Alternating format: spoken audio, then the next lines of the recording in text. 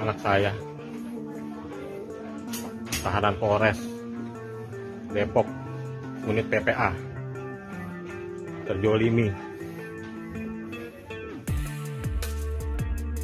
Mengalami kekerasan dalam rumah tangga oleh sang suami, seorang istri di Depok justru ditetapkan sebagai tersangka oleh polisi. Kisah istri yang dianiaya suami namun jadi tersangka itu viral di media sosial.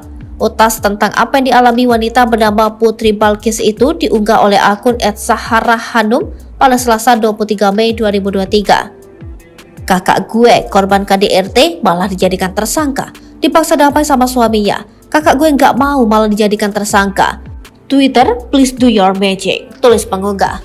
Dalam utas tersebut disebutkan kejadian penganiayaan terhadap Putri Balkis terjadi pada Februari 2023. Saat itu mata korban disiram bon cabe hingga rambutnya dijambak oleh sang suami. Kakak gue matanya disiram bon cabe, dijedotin kepalanya ke tembok dan dijambak rambutnya, tulisnya.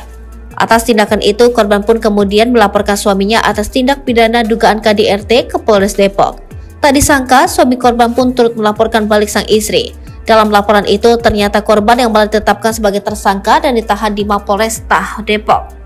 Setelah menunggu kurang lebih 2 bulan, anehnya tanpa ada saksi, kakak gue malah jadi tersangka juga dan harus ditahan di Polres Depok selama 2 hari. Sedangkan suaminya tidak ditahan sama sekali, tulis pengunggah. Kasat Reskrim Polres Metro Depok AKBP Yogen Herois Baruno membenarkan pihaknya telah menetapkan Putri Balkis sebagai tersangka. Ia mengatakan penyidik menetapkan Putri Balkis sebagai tersangka lantaran ia turut melakukan kekerasan terhadap suaminya. Putri Balkis disebut meremas alat kelamin suaminya ketika keributan itu berlangsung. Sang istri terus terdorong, kemudian sang istri meremas dengan keras alat vital suami. Untuk melepaskan remasan itu, sang suami memukul sang istri, kata Yogen di kantornya.